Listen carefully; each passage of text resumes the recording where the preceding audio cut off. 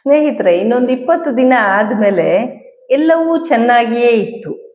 ಮತ್ಯಾಕೆ ಈ ರೀತಿಯಾದ ಅಟ್ಯಾಕ್ ನನ್ನ ಮೇಲೆ ಅಂತ ಹೇಳಿ ದೀಪಂಕ್ ಶೆಟ್ಟಿ ಅವರ ಜೀವನದಲ್ಲಿ ಆಗ್ಬೋದು ಅಂತ ಅನಿಸ್ತಾ ಇದೆ.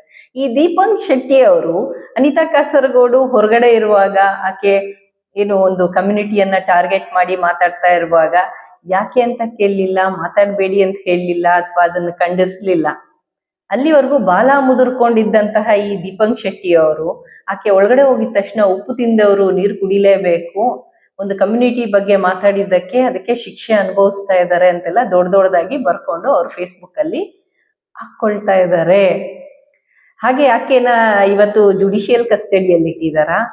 ಆ ನಂತರ ಏನು ಅಲ್ಲ, ಮೊದಲಿಗೆ ಇಲ್ಲಿ ಸಾಂತ್ವನ ಕೇಂದ್ರದಲ್ಲಿ ಇಟ್ಟಿದ್ದಾರೆ, ಆಮೇಲೆ ನೆಕ್ಸ್ಟ್ ಡೇ ಆಕೆನ ಕೋರ್ಟ್ ಪ್ರೊಡ್ಯೂಸ್ ಮಾಡ್ತಾರೆ, ಆಮೇಲೆ ಆಕೆನ ಜುಡಿಷಿಯಲ್ ಕಸ್ಟಡಿಗೆ ಕರ್ಕೊಂಡು ಹೋಗ್ತಾರೆ. ಎಲ್ಲ ಪಿನ್ ಟು ಪಿನ್ ಅಪ್ಡೇಟ್ ಅನ್ನ ಕೊಡ್ತಾ ಇರುವಂತಹ ದೀಪಕ್ ಶೆಟ್ಟಿ ಅವರು ಯಾಕೆ ಮೊದಲು ಮಾತಾಡ್ಲಿಲ್ಲ? ಮೀಟರ್ ಇರ್ಲಿಲ್ವಾ ದೀಪಕ್ ಶೆಟ್ಟಿ? ಮೀಟರ್ ಆಫ್ ಆಗೋಗುತ್ತೆ ಅಂತ ಭಯನ, ಇಗ್ಗ ಮುಗ ಅನಿತಾ ಅವರು ಬೈತಾರೆ ಅನ್ನೋ ಪುಕ್ಕಲ್ತನನ? ಅದೇ ಬೇರೆ ಹೆಣ್ಮಕ್ಳ ಬಗ್ಗೆ ಮಾತಾಡ್ತಾ ಇರುವಾಗ ಇವ್ರಿಗೆ ಭಯಂಕರ ಖುಷಿ, ತುಂಬಾ ದೊಡ್ಡ ಸಪೋರ್ಟ್ ಕೂಡ ಮಾಡಿದ್ದಾರೆ. ಯಾಕಂದ್ರೆ ನಾನು ಖುದ್ದು ನನ್ನ ಬಗ್ಗೆ ಪೋಸ್ಟ್ ಗಳನ್ನ ಹಾಕ್ತಾ ಇರುವಾಗ ಇದೇ ಅನಿತಾ ಹತ್ರ ಮಾತಾಡುವಾಗ ಅವ್ರು ಹೇಳಿದ್ರು, ದೀಪಕ್ ಅವರು ನನ್ಗೆ ಒಳ್ಳೆ ಸ್ನೇಹಿತರು, ಅವರು ಕೂಡ ಹೇಳಿದ್ರು ನಿಮ್ ಬಗ್ಗೆ ಕೆಲವೆಲ್ಲ ವಿಚಾರಗಳನ್ನ ಅಂತ. ನಿಮಗೇ ನನ್ನ ಬಗ್ಗೆ ಗೊತ್ತಿಲ್ಲ, ನೀವೇನ್ ಇನ್ಫಾರ್ಮೇಶನ್ ಹಾಕಿ ಕೊಟ್ರಿ ಅಂತಾನು ನನಗೆ ಗೊತ್ತಿಲ್ಲ. ಇರ್ಲಿ, ಅದೇನೇ ಇರ್ಲಿ, ನನಗೆ ಅವರು ಕ್ಷಮೆ ಕೇಳಿದ್ರು, ನಾನು ಅಲ್ಲಿಗೆ ಬಿಟ್ಟಿದ್ದೆ. ಅರೆ ನಿಮಗೆ ಈಗ ಈ ಒಂದು ಏನು ಬಿಲ್ಲವ ಸಮುದಾಯದ ಬಗ್ಗೆ ಮಾತಾಡ್ತಾ ಇರುವಾಗ ಆಗಿರ್ಬೋದು, ಅಥವಾ ಏನು ಬಂಟ ಸಮುದಾಯದ ಬಗ್ಗೆ ಮಾತಾಡುವಾಗ ಆಗ್ಬೋದು, ಒಂದು ಚಕರ ಎತ್ತಲಿಲ್ಲ ಮನುಷ್ಯ, ಒಂದು ಲೈನ್ ಮಾತಾಡ್ಲಿಲ್ಲ, ಒಂದು ಲೈನ್ ಖಂಡಿಸ್ಲಿಲ್ಲ.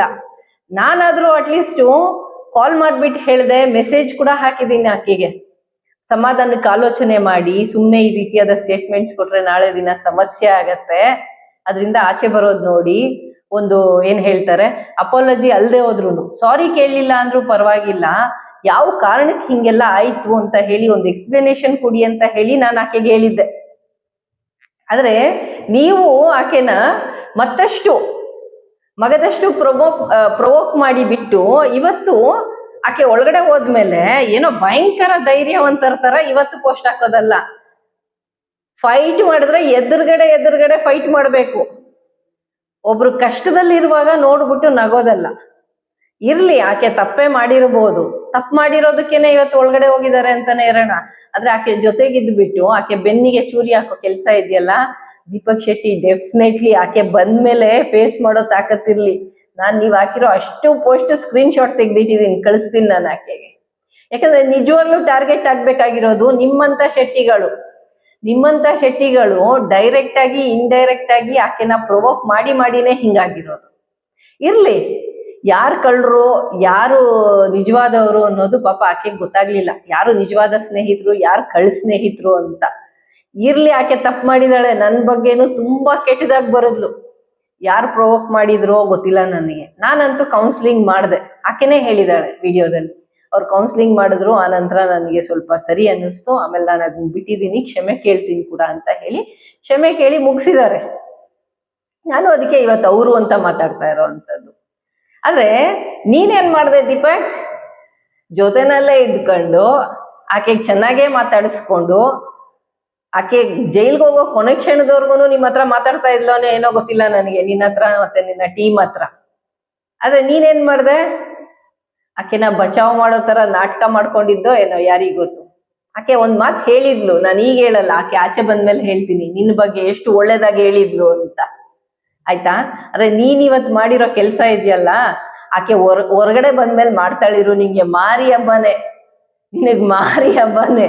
ಅದೇನೇನ್ ಬಿಲ್ಲವರಿಗೆ ಶೆಟ್ರಿಗೆಲ್ಲ ಬೈದಿದ್ಲೋ ಅದಷ್ಟು ನಿನ್ಗೊಬ್ಬನಿಗೆ ಬೈತಾಳೆ ನೋಡು.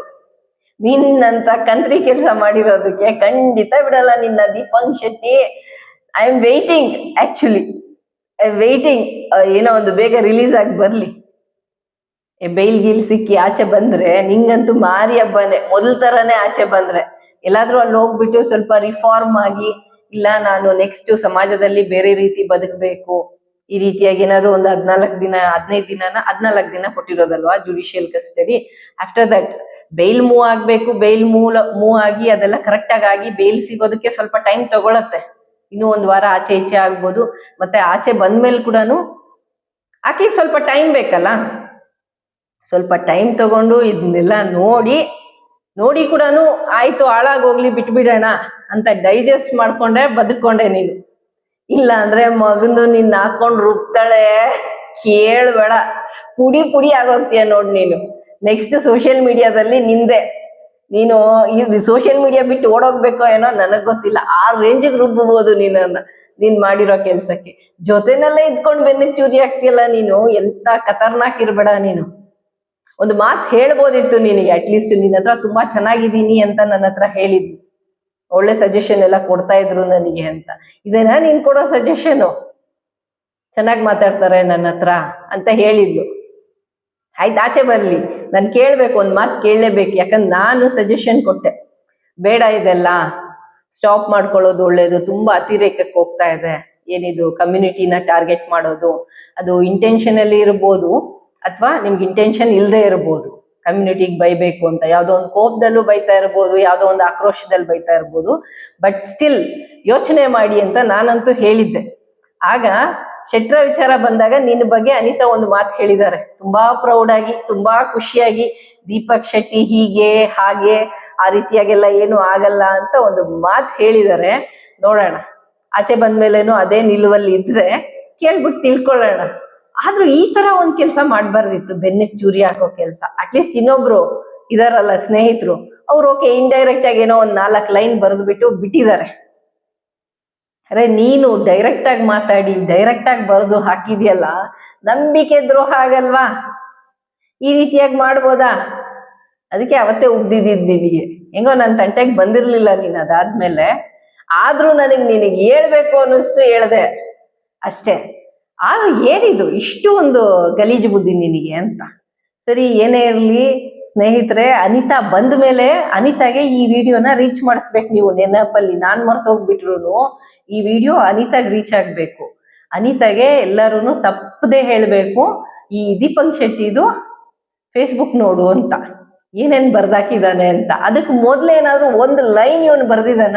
ಇವನಿಗೆ ಏನ್ ಆಗ್ತಾ ಇದೆ ಸೋಷಿಯಲ್ ಮೀಡಿಯಾದಲ್ಲಿ ಅನಿತಾ ವಿಚಾರ ಅಂತ ಗೊತ್ತೇ ಇಲ್ವೇನೋ, ನೋಡೇ ಇಲ್ವೇನೋ ಅನ್ನೋ ರೀತಿ ಇದ್ದ ಇವನು ಎಂತ ನಸುಗುನ್ನಿ ಆಟ ಆಡಿದಾನೆ ಅನಿತಾ ಒಳಗಡೆ ಹೋದ್ಮೇಲೆ ಅನ್ನೋದನ್ನ ಅನಿತನಿಗೆ ರೀಚ್ ಮಾಡಿಸ್ಬೇಕು.